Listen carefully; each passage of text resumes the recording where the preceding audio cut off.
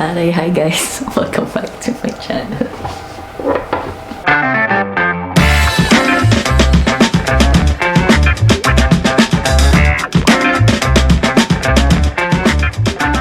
Hi guys, I know I've been away for a while, but now I'm back. I've been meaning to upload this content since last year, but to be honest with you, last year was pretty busy because of some application that I did and working.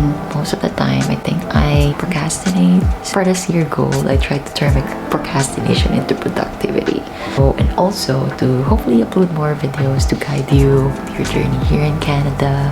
But for today's video, it's not about Canada. So I have received a request about how to apply for a US tourist visa, especially if you're an international student or recent graduate. And I have applied for it already, and guess what guys, I got approved last year, November. I plan to revisit states and catch up with my friends there as well. So that's one reason why I applied for it. I used to live in the US. I have mentioned in my previous videos before, I believe. I used to live in the US and I was a J1 exchange visitor holder. So if you've been part of the J1 program or the work and travel or cultural exchange program, please comment below. I would really love to know where you guys are and what was your experience like. To apply for a US tourist visa, you need to follow these steps. Check if you need a visa. Citizens of the 40 visa waiver countries do not need to apply for a non-immigrant visa to visit the United States. For the citizen of the Philippines, definitely we need to apply for a US visa. Fill in the non-immigrant visa application form or DS-160. This is the form that you need to fill out if you are applying for a US non-immigrant visa. It is available online and can be found on the US website. Consular officers use the information entered on DS-160 to process the visa application and combine with the personal interview to determine the applicant's eligibility for a non-immigrant visa. If you've been to US, DS-160 may sound familiar to you.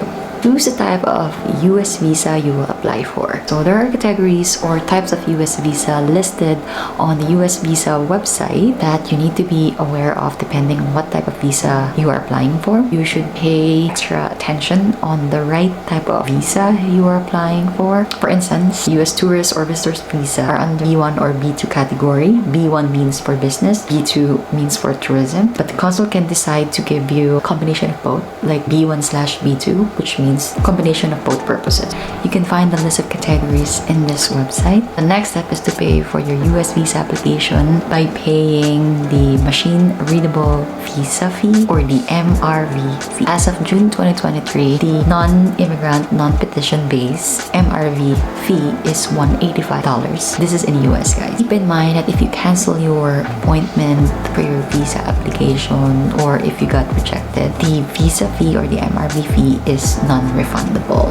You could also be asked to pay for a US visa issuance fee. The visa issuance fees are determined by the relationship between the United States and your home country. So this means that some applicants will have to pay them for it and some will not. The amount varies from country to country. Schedule a visa interview. All US non-immigrant visa applicants between 14 to 79 years old are required to go through a US visa interview. The moment you pay and submit your form DS-160, you should make an appointment for your interview. And you will get an interview confirmation letter which you must bring on the day of your visa interview. To have this mandatory interview, you must schedule an appointment with a US consulate or embassy for which you are applying, or you may visit this website directly, create an account, log in, and put in the details and information that you needed to create an account. And if you experience on the portal says no available appointments, does not unfortunately mean that there are no available appointments for the chosen category at the chosen embassy or consulate. You can still apply at any available embassy or consulate for your interview, even if you have selected a specific location on the DS-160 form. The final step in the US visa application process is to attend the interview. You need to appear on time at the interview with all of your supporting documents with you. The consul or the official may ask for you about your background and other relevant details based on the visa that you applied for, which is the tourist visa. In my case, they asked me during the interview, there's only 4 or 5 questions that I remember.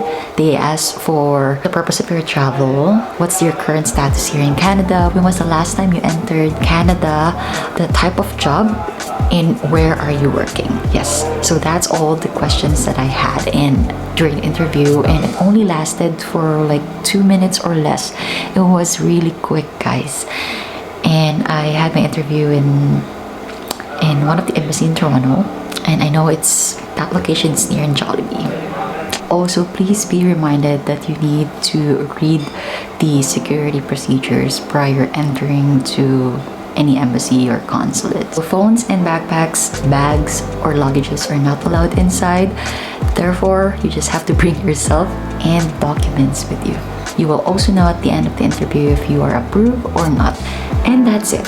All of the information that I collected is based on the official website of the US Department of State.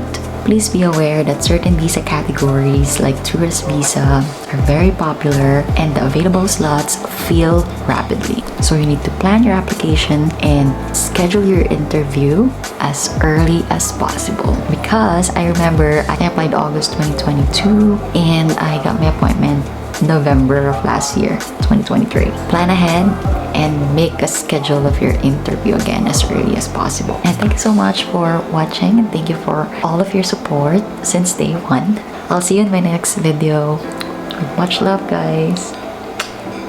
Bye.